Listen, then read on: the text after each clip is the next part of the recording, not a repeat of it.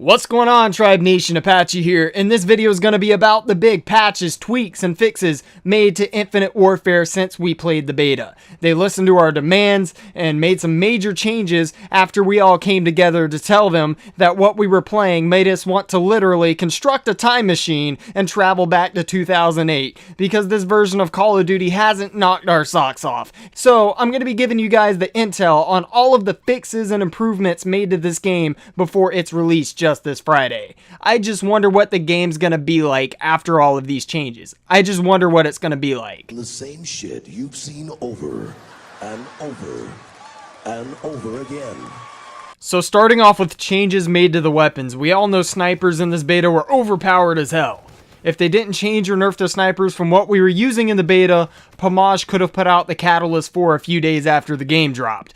Just a week ago I said they needed to reduce the aim assist down on the snipers a good bit, and they did just that. They reduced aim assist for all bolt action snipers in the game. They also took all aim assist off the snipers unless you're actually scoped in. You actually have to have someone in your scope when you're using the sniper to feel any aim assist whatsoever. That way people can't continue to run around and get hipfire kills with snipers like they're a one-shot SMG. I got kicked out of Optic for being too good. But I'm one of the best there. They kicked me out because I'm too good.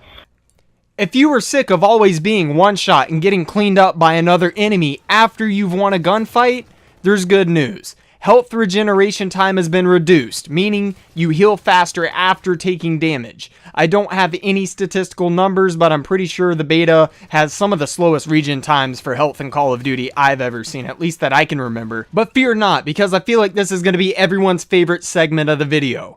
Activision might be working on a way to actually take supply drops, COD points, and microtransactions out of the game. Apparently they're working really hard, and we actually have a live look at what they're up to in these boardroom meetings. Let's take a look.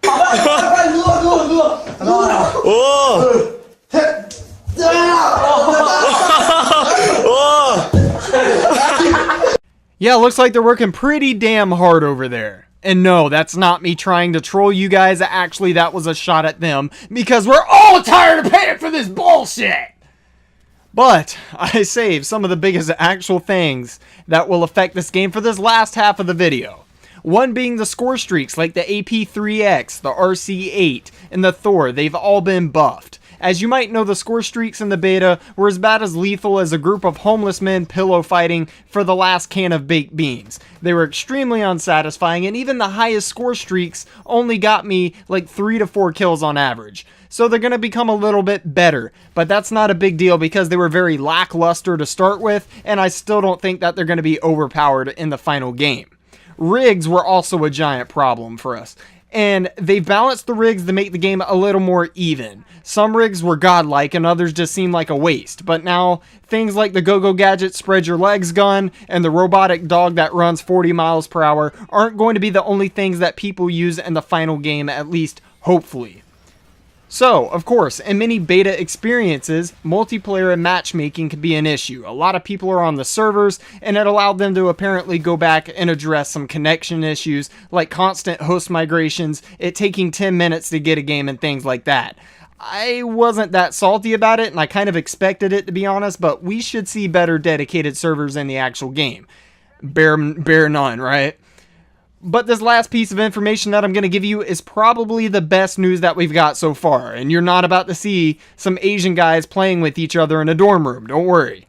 Actually, it's the time to kill. It's been increased. You're going to have to put a few more bullets in some people to actually kill them, but that means the game will be a bit more competitive and take more skill. Because it's not just about who sees who first, it requires you to actually aim at somebody and keep a steady shot for about 200 or so milliseconds, depending on what gun you're using. Now, before this video ends, I want to answer a question real quick, and that is, which game am I going to play more, Modern Warfare Remastered or Infinite Warfare?